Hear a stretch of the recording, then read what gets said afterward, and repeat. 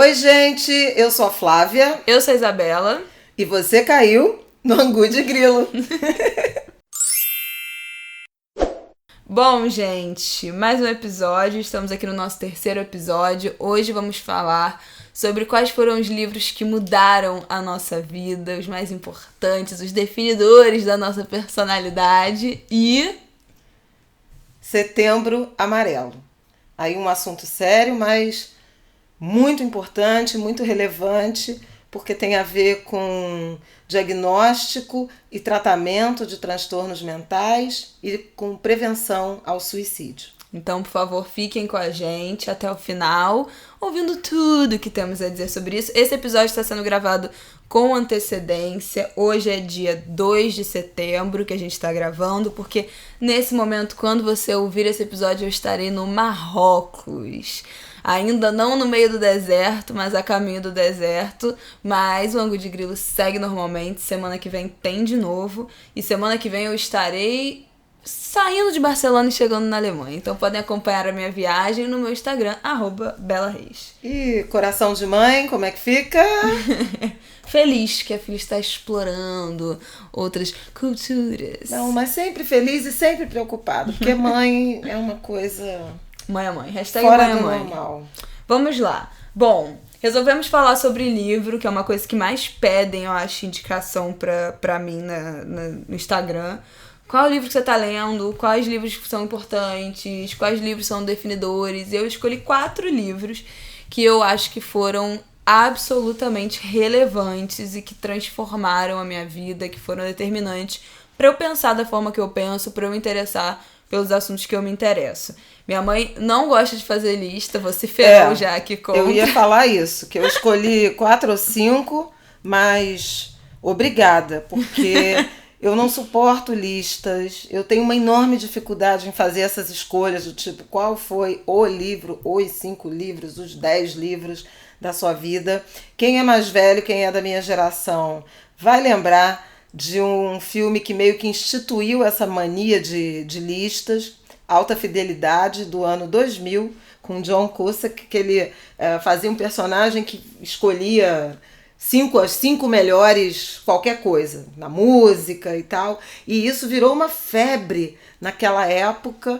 Bom, deu até, eu acho que no BuzzFeed, né? Eu ia falar isso, até hoje, né? Talvez o BuzzFeed deva a sua existência a esse filme.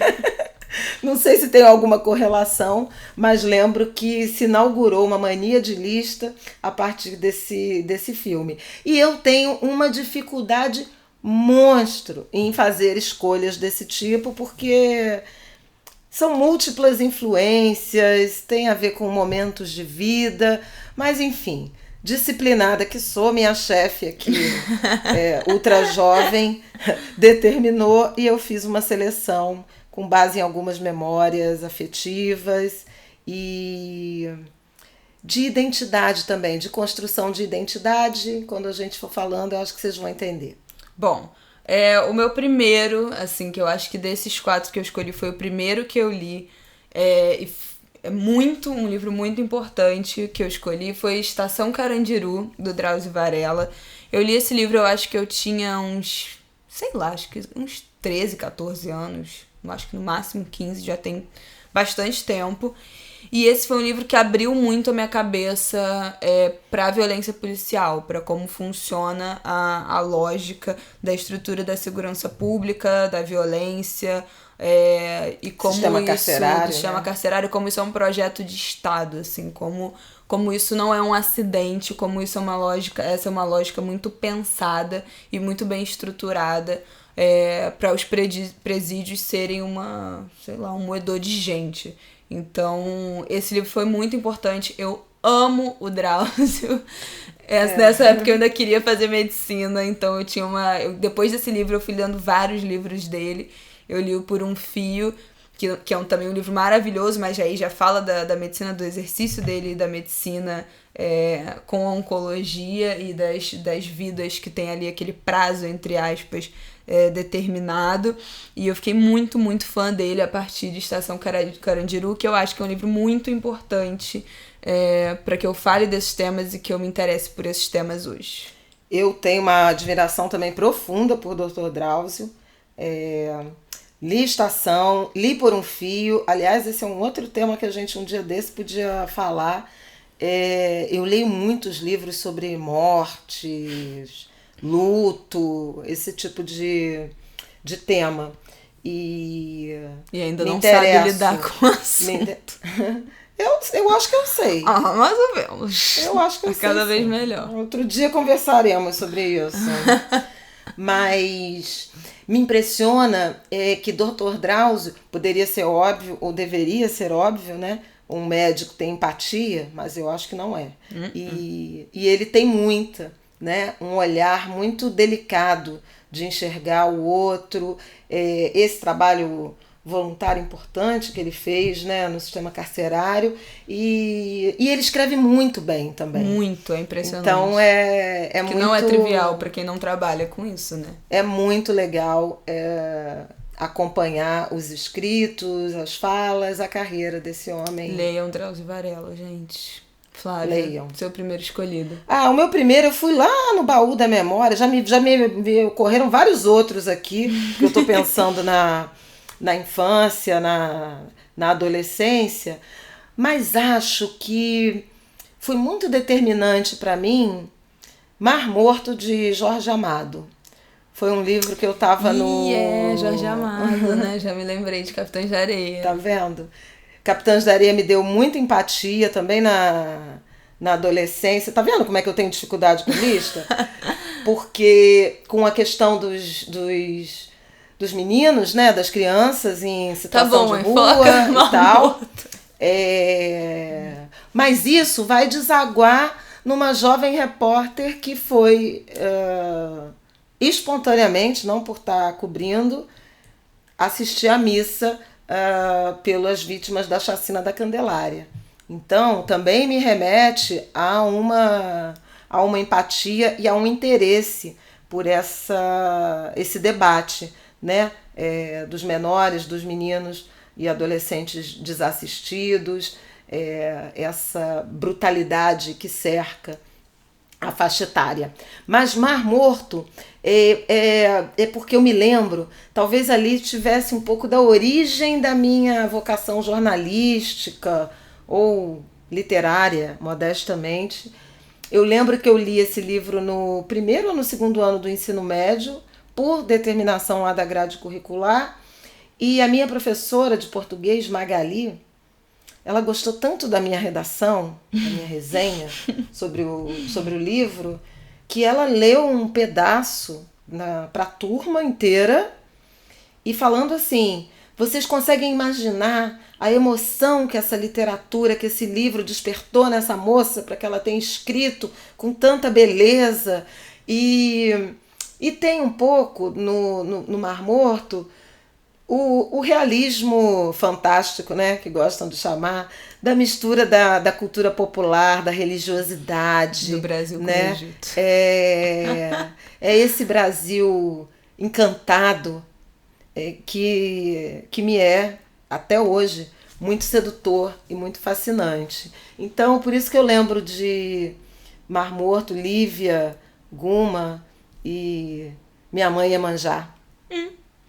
Bom, Jorge Amado me lembrou Capitães da Areia, que eu li na escola. Foi um livro marcante. Não vou dizer que foi um livro que mudou a minha vida, mas foi um livro que eu gostei muito de ler. Minha segunda escolha foi O Abusado, do Caco Barcelos, que é um livro, é uma biografia que o Caco fez do Marcinho VP, que foi um dos maiores traficantes, dono do Morro Dona Marta, aqui em Botafogo, na zona sul do Rio. E o Caco fez uma biografia dele que vai desde a infância, o momento de auge dele. O livro é enorme, tem umas 700 páginas, eu acho. E o Marcinho, ele foi preso? Eu já não me lembro mais. Foi. E aí o livro é toda essa história dele. E foi o primeiro livro que eu acho que me despertou, apesar de eu ter lido já depois de ter lido Estação Carandiru. Estação Carandiru é um livro muito generalista, né? Não aprofunda tanto assim na vida dos homens que estão presos. Mas o O Abusado é um retrato muito, muito, muito profundo da vida daquele cara. Então, eu acho que foi o primeiro livro que me despertou de que, ei, talvez essa vida não seja uma escolha, né, necessariamente. As pessoas não estão no tráfico e exercendo funções ilegais porque elas quiseram e porque um belo dia acordaram com vontade de transgredir, cometer crimes, correr risco de vida, correr risco de ser preso. Então, esse livro me abriu muitos olhos para esse outro lado, de o que estão fazendo aqui, é todo mundo ser humano, tem família, tem muita fé por trás. Isso era uma coisa interessante, que ele conta que o Marcinho VP, ele ia, quando ele tinha que se esconder no meio da mata, ele sempre levava a vela e um São Jorge que ele tinha. E ele frequentava terreiro. E é muito louco você pensar que hoje em dia a gente vê direto casos de intolerância religiosa, né, de traficantes que não deixam mais as pessoas usarem branco, que expulsam os terreiros das favelas. E ele era frequentador. Marcinho VP era macumbeiro. E fugia, se escondia na mata e acendia a vela no meio do mato, pedindo proteção. Então, enfim, esse livro também foi muito marcante para mim, também despertou muito meu interesse nesse debate de segurança pública e de tudo que envolve esse universo. E é um livro que eu gostaria já de ter relido, ainda não reli, é muito grande, mas vale muito a pena. Eu acho que eu lembro que eu li em 2, 3 dias, assim, eu acho que eu tinha 15 anos quando eu li. E é um livro que você devora, porque é absurdo. O Caco também é muito incrível, é um jornalista muito incrível, que é o do que faz o Profissão Repórter. Exatamente. Eu ia comentar isso. O Caco é um jornalista, nossa, brilhante, e que produziu livros, reportagem de grande qualidade. O Abusado é um deles, mas o Caco é autor também de Rota 66. Que eu não li ainda, eu tenho muita vontade de ler. E que foi um livro absolutamente relevante para entender a atuação da polícia, né, de São Paulo e da violência policial em São Paulo. Ele chegou, inclusive, a sofrer ameaças e saiu do Brasil por um tempo em razão disso. E Marcinho VP foi preso e morreu, foi assassinado na prisão em 2003, no Rio de Janeiro, em Bangu. Numa dessas situações que volta e meia, dessas crises, dessas disputas que volta e meia eclodem no sistema carcerário, existia no passado, continua existindo. Ainda hoje, esse ano mesmo, a gente já testemunhou ocorrências terríveis, massacres em Manaus. Né?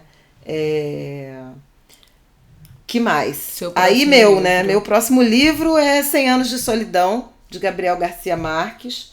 É um livro lindo, um clássico, eu acho que da literatura mundial. Eu li alguns livros do Garcia Marques, mas 100 Anos de Solidão, lindo demais.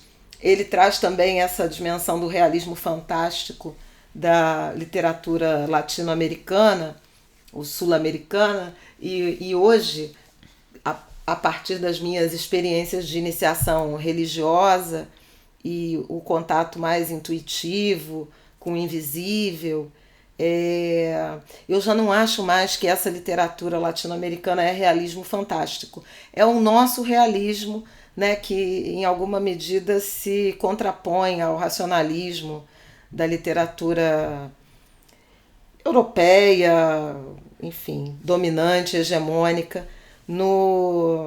Eu acho que aqui no Brasil, nos territórios, vamos pensar Colômbia, Bolívia, Peru, eu acho que tem muito convívio com o invisível, e isso não é fantástico no sentido de mentes que idealizam esse tipo de trama. É da natureza da nossa convivência com as nossas essências, raízes, tradições, enxergar o invisível e naturalizar o invisível.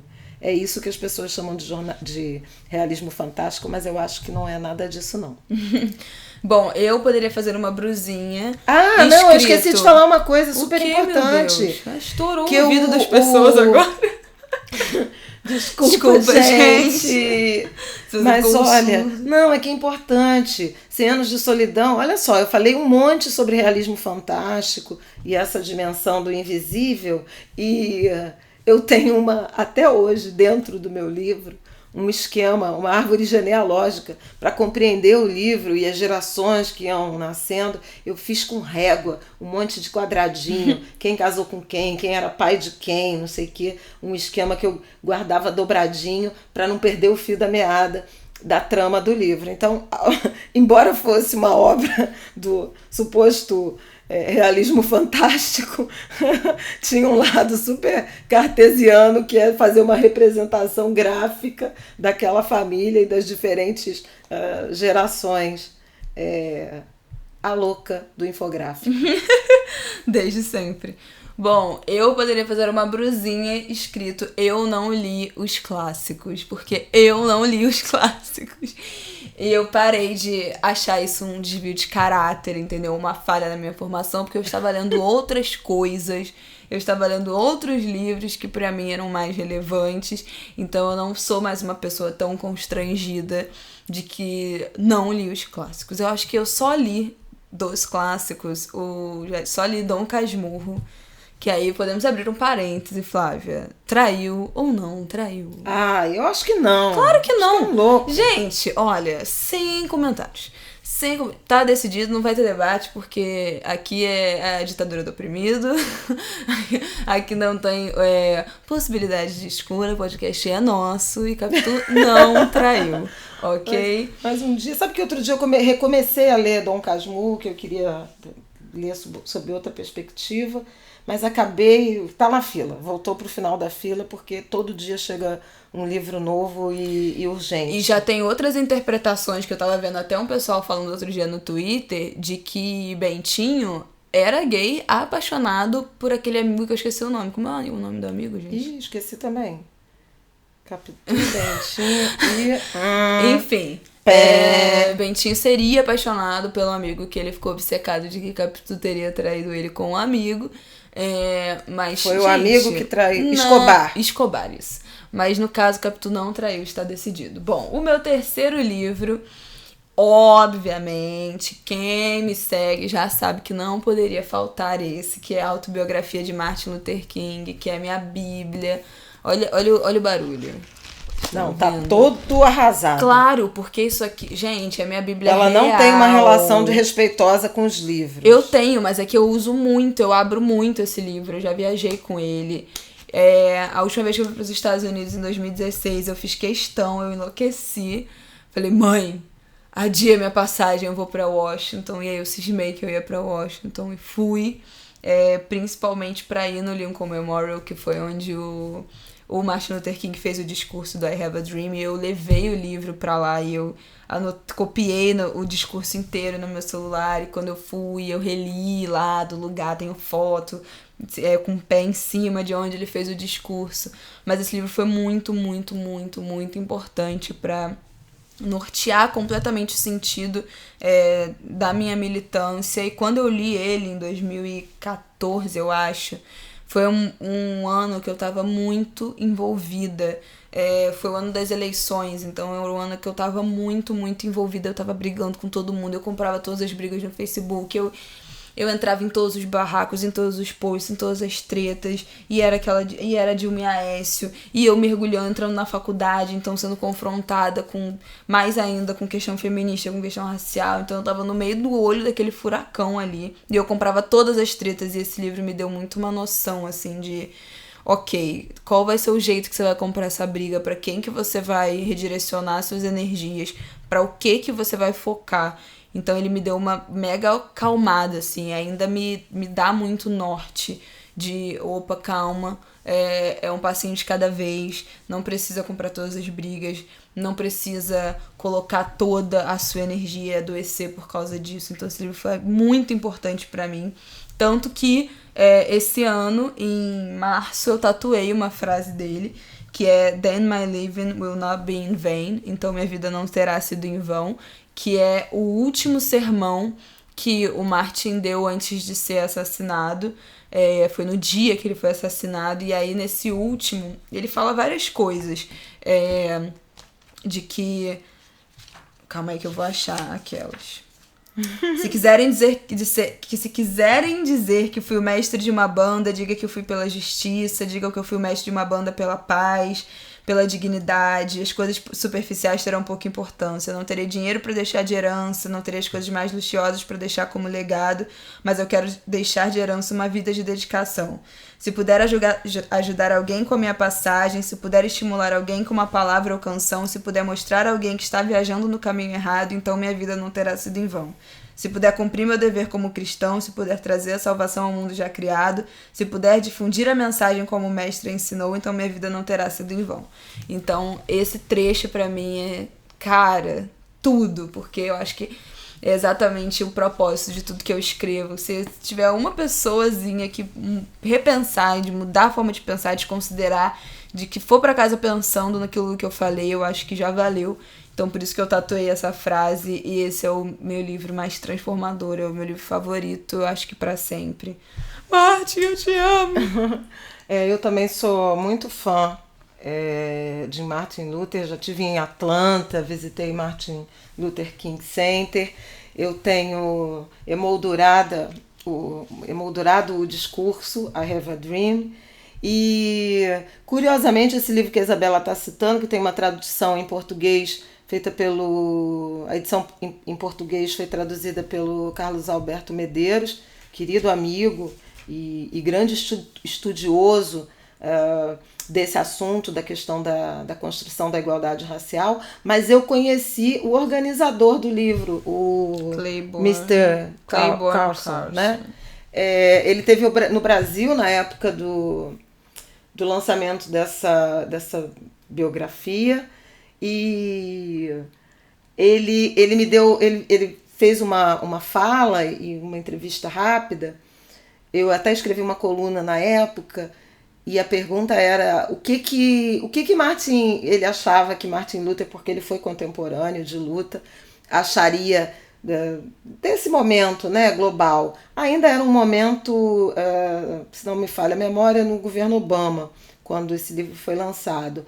Ainda assim, havia muitas queixas, né, da população negra americana em relação à desigualdade que aumentou, a violência policial é uma realidade que a gente já citou aqui, mas é também nos Estados Unidos, não à toa surgiu o movimento Black Lives Matter, e ele disse que Martin, se vivo, estaria ocupado com o fundo do barril. Acha que várias medidas, resultados da luta pelos direitos civis, elas ajudaram a camada mais privilegiada ou menos desfavorecida dos negros americanos. E ainda tinha um núcleo de pobreza e de população negra aprisionado numa pobreza muito dura, muito estrutural, que não tinha sido alcançada pelas transformações legais. Eu acho que o mesmo raciocínio dá para fazer para o Brasil, né? A gente fez algumas experiências de mobilidade social, de ascensão da classe C e tal, mas vendo que hoje, né, depois desses anos de crise, a gente vê que havia muita fragilidade nessa transformação, tanto que muito rapidamente, em 2-3 anos, houve um aumento muito significativo de população voltando, né, para extrema pobreza, para a miséria. Então é um livro interessante. Já que a gente entrou no tema racial, meu terceiro livro, e esse foi realmente muito decisivo na minha percepção ou construção de identidade negra, que é o Rediscutindo a Mestiçagem no Brasil, do professor Kabengele Munanga. Ele ainda vive e atua, dá aula, mora na Bahia, dá aula, se eu não estou enganada, na Universidade Federal do Recôncavo Baiano, mas já teve também na Universidade Federal da Bahia.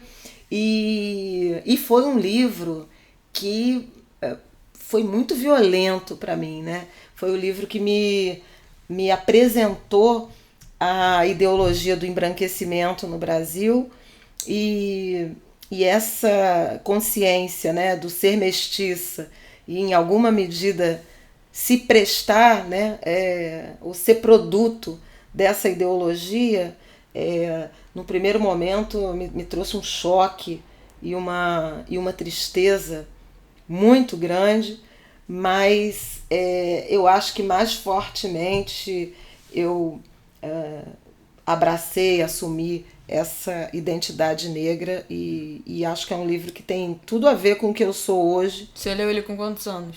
Já adulta, já jornalista formada.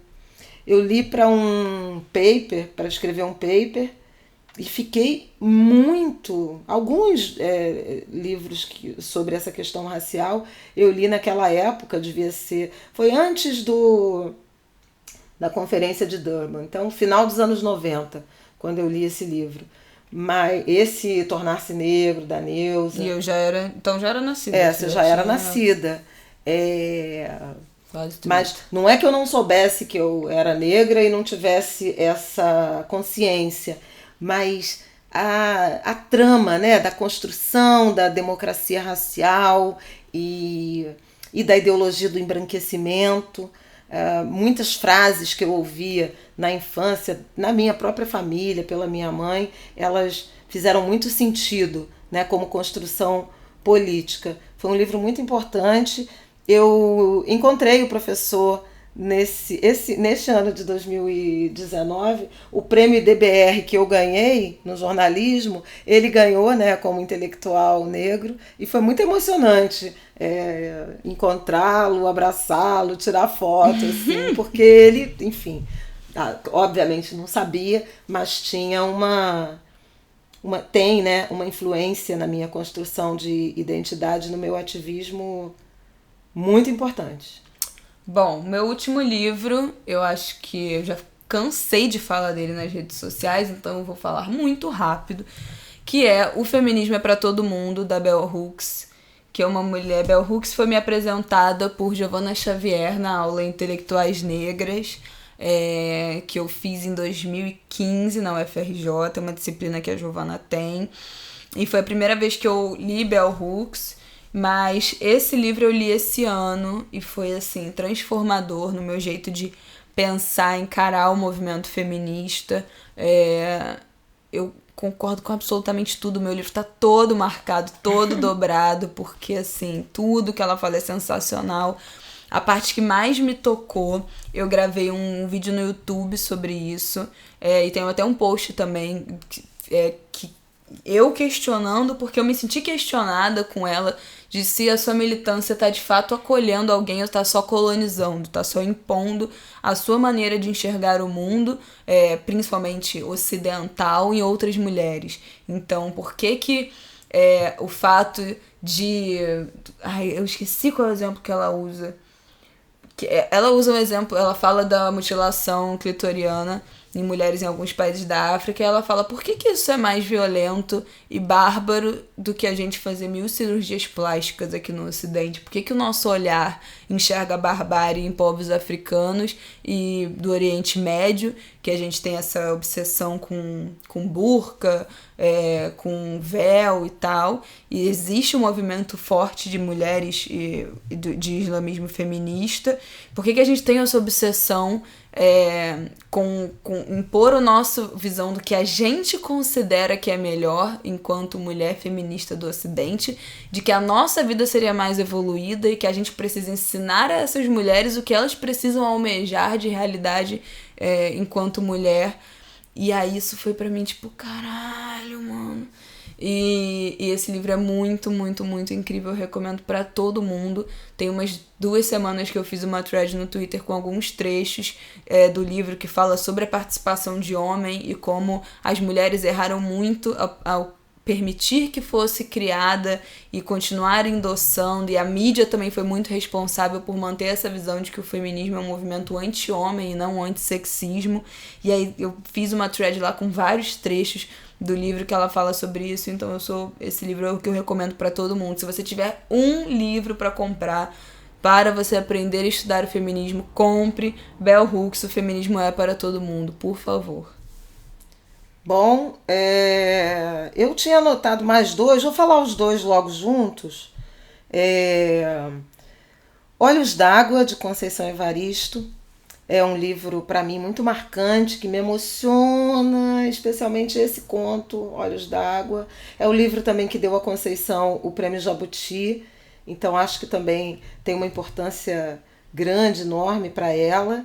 E, e também por essa possibilidade que se abriu, né, dessa autora, dessa mulher negra, é, escrevendo, né, ficção, contos. Não é só a Conceição, né? A Ana Maria Gonçalves, com Defeito de Cor, é um livro fundamental. Mais recentemente, minha amiga Eliana Alves Cruz, com Água de Barrela e o Crime do Cais do Valongo.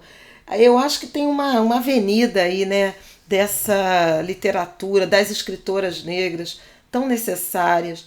Mas eu acho lindo tudo na Conceição. A obra, a forma como ela se coloca e a forma como ela tem aproveitado, como ela sorve esse momento lindo da carreira e de falar que as coisas começaram a acontecer e esse reconhecimento geral que aparece a partir dos 70 anos. Então também minha Conceição é uma mulher que me inspira a me comprometer com a longevidade. Então acho lindo. O outro é aí poesia numa hora dessas. É um livro chamado Poemas, que é uma espécie de antologia da Flor Bela Espanca, que é uma poeta portuguesa, muito, muito melancólica, sofrida. Socorro, Marília Mendonça dos poemas. Não, a cara de uma determinada fase da minha vida, especialmente o fim da adolescência, Nossa, em que eu basicamente sofrência. chorava por amor. Meu Deus Nossa, do céu. eu tenho um gozo pelo sofrimento amoroso, por esses dramas românticos. Nossa, E gente. Flor Bela me saciava. Sem tempo E esse foi um livro que ele ficou por muito tempo com a minha mãe, que também gostava muito de poesia, gostava muito de declamar. E eu peguei ele de volta depois que a minha mãe morreu e inclusive levei ele no velório dela. Deixei ele perto dela até a despedida, mas eu levei. E até tinha uma foto, olha, tem uma foto sua. Que era eu da minha de marcador. Honra. Tá vendo? Isso ficou anos na casa dela, que teve uma obra que deu umidade. Então é um livro importante, porque a poesia de Flor Bela também me aproximava da minha mãe. Bom, eu acho que para fechar esse tema, queria falar dos livros que eu tô lendo agora, mas falar só rápido mesmo. Eu tô acabando de ler o livro Corpo Encantado das Ruas, do Luiz Antônio Simas, livro novo do Simas, que eu tô lendo para fazer uma crítica, uma resenha, que eu acho que quando vocês ouvirem esse podcast já terá sido publicada, talvez, não sei, mas vão no meu Instagram que vocês vão saber se saiu já ou não. Então tô acabando de ler, devo acabar hoje ainda. Tô lendo a autobiografia do Malcolm X. Na verdade é uma biografia, mas é o escrito dele contando pro autor, que é o Alex Hardy. É um livro em inglês bem pesado, então eu tô aí nele, né, há um tempo já. O que mais que tem de livros que eu já comecei? Eu comecei a autobiografia do Mandela, mas é um livro também de 700 páginas, então ainda eu tô ali sofrendo, brigando com ele. Acho que esses são os que eu tô lendo no momento. Tem outros milhares na lista que eu vou acumulando, eu vou começando livros acumulando. É pra falar, Qual que eu tô lendo? Falar. Não. Aqui é livre-arbítrio, tá? Não, é porque eu acabei de ler, né, o Escravidão, do Laurentino, já tratamos dele, mas eu tô lendo vários, eu começo e paro. Eu também tenho esse problema. Eu já comecei, eu começo e paro, é foda. Tô lendo há um tempão o ótimo A Guerra, é o outro que tem a ver com essa questão é um que tá na minha lista. Do crime. Eu esqueço o nome dos livros. Do Bruno Paz Manso, exatamente. Eu tô para começar o Ayrton Krenak, Histórias para Adiar o Fim do Mundo, e eu quero falar sobre ele. Ayrton? Ayrton ou Ailton? Ayrton. Não sei. É assim, Por que eu achava que era André? Não, Ayrton Krenak. Ele lançou na Flip e foi um dos um dos 5 mais vendidos. É um livro pequenininho que eu vou dar conta dele rapidamente. Agora eu queria lembrar um lindo que eu tô lendo da Rosa Moteira, que é uma escritora espanhola que eu adoro. Já li vários livros dela. Paixões, Histórias de Mulheres, A Louca da Casa, e agora ela escreveu um... Nossa, isso é autobiográfico seu, querida. Total. Louca da Casa. Mas o novo livro dela fala de Madame Curie, e também... Madame Curie sabe quem é, né? Fala aí. Ela é a única mulher que ganhou Nobel de Química e de Física, inventou a radioatividade e morreu por isso. Mas durante muito tempo, o marido dela é que levava crédito. Eles trabalhavam juntos, mas ela é a famoso man-washing. Eu não vou dizer isso, mas... é o man-washing. Peraí que eu quero achar o nome do livro. Isso isso aqui, A Ridícula Ideia de Nunca Mais Te Ver. É incrível o livro. Eu super recomendo Rosa Moteira. Qual é? Mas é ficção? É mais ou menos assim, porque ela... Não é exatamente ficção, não. Ela é contratada para escrever esse livro que se baseia no diário da Madame Curie depois que ela fica viúva. Remete a esse tema de morte que eu adoro ler sobre isso. Pronto, obcecada. Mas super recomendo, porque Rosa escreve muito bem. Ela também confrontada com uma perda. E um dia desse a gente faz um programa só sobre isso. Bom, vamos para o nosso segundo e último tema de hoje, que é um tema mais pesado, um tema mais sério. Esse mês é Setembro Amarelo. E a gente queria falar de prevenção ao suicídio, que é um tema que a gente tem ficado próxima, né, nos últimos anos. Eu acho que foi em 2018? 17, final de 2017. Tudo que a gente organizou uma roda para falar de suicídio no Complexo do Alemão, junto do Raul, teve representante da CVV, da Associação Brasileira de Psiquiatria. E eu tenho alguns dados aqui que eu acho importante para a gente falar desse tema e não falar só no lugar do achismo, falar também sobre estatística. Esses dados são todos da Associação Brasileira, da Sociedade, não é da Associação Brasileira de Psiquiatria, e é uma cartilha com o Conselho Federal de Medicina. Então são dados que eu peguei dessa cartilha que tem no site da ABP. O Brasil tem em média 30 suicídios por dia. E é bom dizer que muitos suicídios não são enquadrados como suicídio, né? Isso foi uma coisa que a gente falou muito nesse dia do alemão, que às vezes tem coisas que não são enquadradas. Por exemplo, pessoas idosas que dependem de remédio, ou de pressão, remédio de coração, e aí param de tomar remédio. O suicídio em pessoas idosas tem um número altíssimo, e aí param de tomar remédio, mas isso não entra na estatística de suicídio. Pessoas que tentam se matar dirigindo, batem, entre aspas, propositalmente com o carro, isso não entra na estatística de suicídio. Então esse número é muito subnotificado. Tem muitos também que não são investigados pelos legistas, por perícia pós-morte. Então a média do Brasil que é notificado o suicídio é de notificação obrigatória para o Ministério da Saúde. Então são 30 por dia.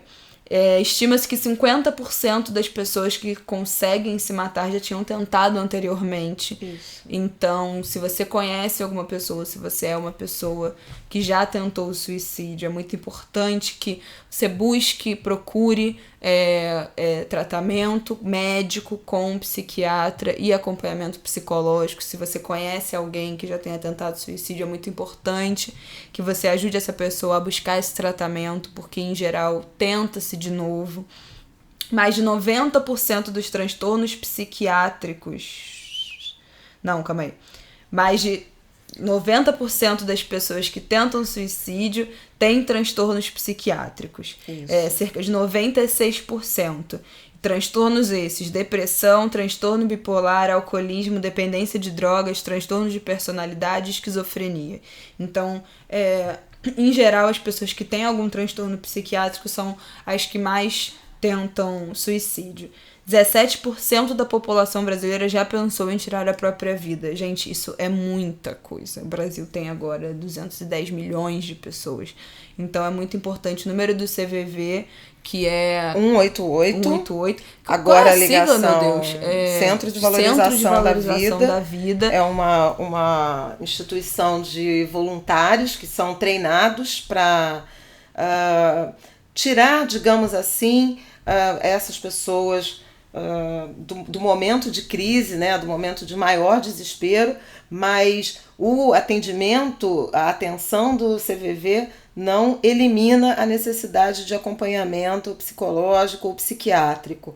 Fundamental é observar, né, observar e ter empatia, entender que a dor que se sente, uma pessoa deprimida ou com essas outras características, esquizofrenia, bipolaridade, dependência química, essas dores, essa sensação de fracasso, de que se é inútil, de que se está atrapalhando, esses são sintomas, não é drama barato, são condições... Não é querer chamar atenção, não é chamar atenção. Gente, eu ouço muito isso, mas a pessoa não está querendo chamar atenção? Não.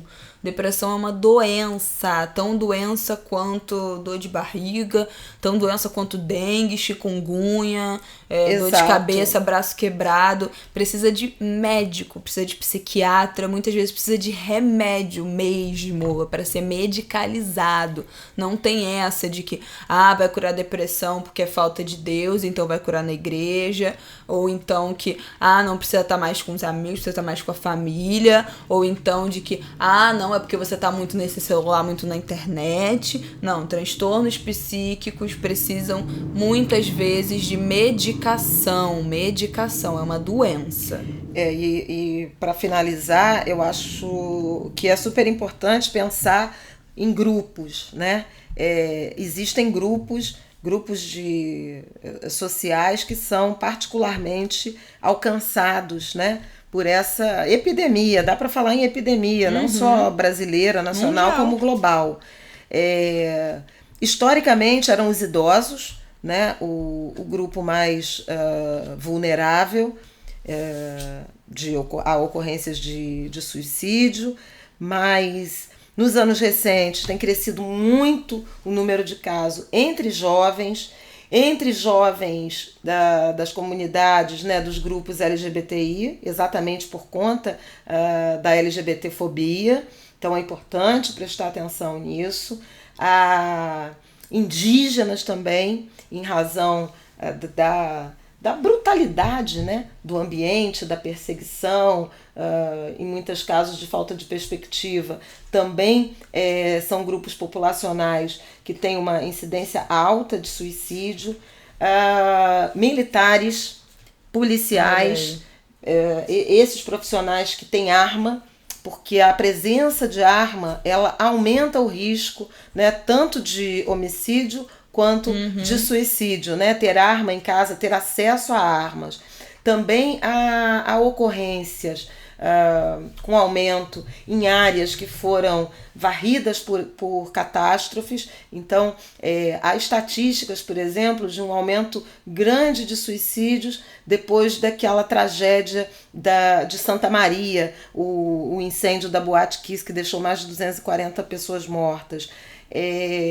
É esperado, portanto, ou é necessária uma atenção, um cuidado especial com a saúde mental de comunidades, por exemplo, de Mariana, onde houve a tragédia ambiental, aquele grande desastre por conta da mineração. Em Brumadinho, né, mais recentemente, com um número também de mortos acima de aproximadamente de 250 pessoas.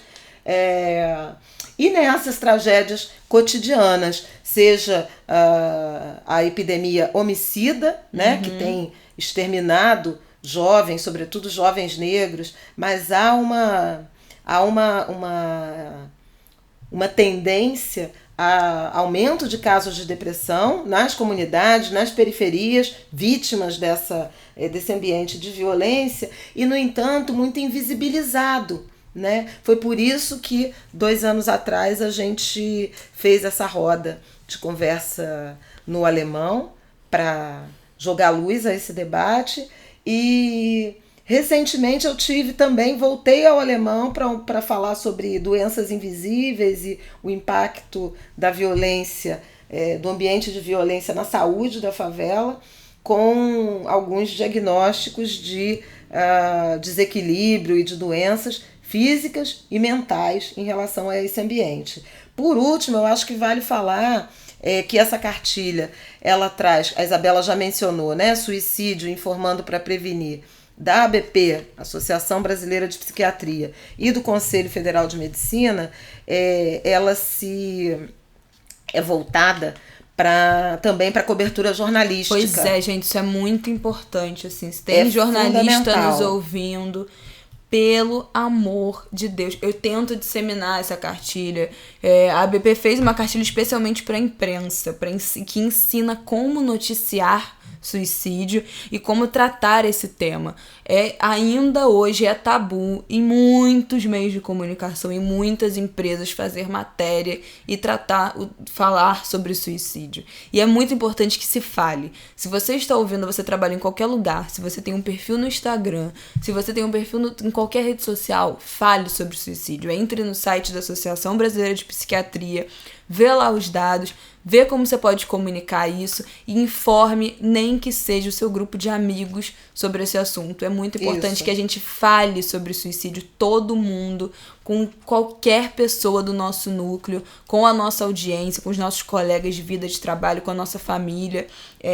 E é muito importante que a imprensa fale disso, faça matérias falando sobre isso. Mas fale da forma correta. Da forma correta. E aí tem 2 questões, né? Uma é como você cobrir um suicídio, e aí tem jeitos corretos que incluem não falar qual foi o método utilizado, sempre colocar no final da matéria informações sobre o que procurar se você tem pensamentos suicidas, colocar o número do CVV para ligar. Então, assim, tem vários procedimentos que devem ser feitos pela imprensa que muitas vezes a gente não vê fazendo, não vê cuidado no jeito que informa aquilo, e pode sim, noticiar suicídio de forma correta pode sim gerar um efeito rebote de instigar novos suicídios pelas pessoas que estão lendo. Então é muito importante que a mídia e a imprensa tenham a responsabilidade de como noticia isso, e também que use todos os canais,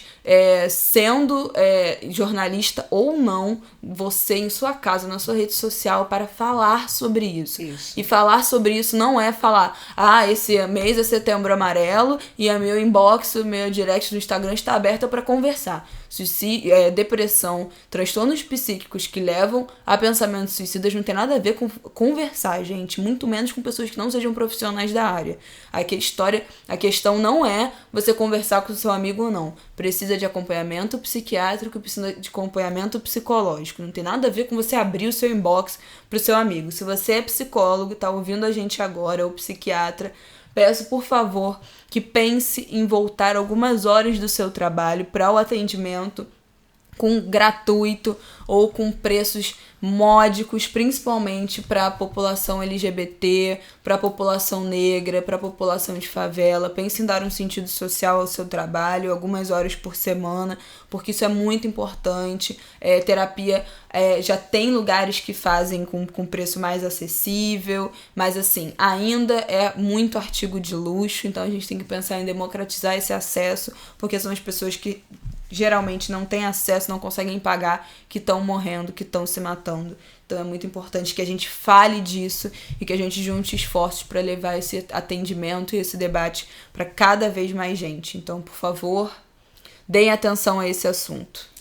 É isso. Setembro Amarelo, valorização da vida, prevenção ao suicídio, e lembrando que esse período que a gente vive ainda de crise econômica, de perda de renda, de empobrecimento, também são fatores externos que podem agravar, né, transtornos mentais e levar a essas tragédias nos lares brasileiros. Então, tratar sim, em alguma medida popularizar o tema, mas tratando disso com responsabilidade, não com exaltação, não com sensacionalismo, não com desrespeito, não com críticas que, inclusive, alcançam as famílias. Acho que a última coisa que vale a pena falar sobre isso é que uma pessoa que se mata deixa um rastro de dor, né, no ambiente familiar, de amigos. Então, também há um adoecimento no ambiente que também precisa ser observado e compreendido, e não para que as pessoas não se sintam culpadas e não acabem entrando num novo ciclo. É isso, gente. É isso, gente. Um beijo. Vou deixar os links aqui para essas cartilhas, vou deixar na descrição desse episódio para todo mundo poder acessar e disseminar por aí. Um beijo! Até a próxima!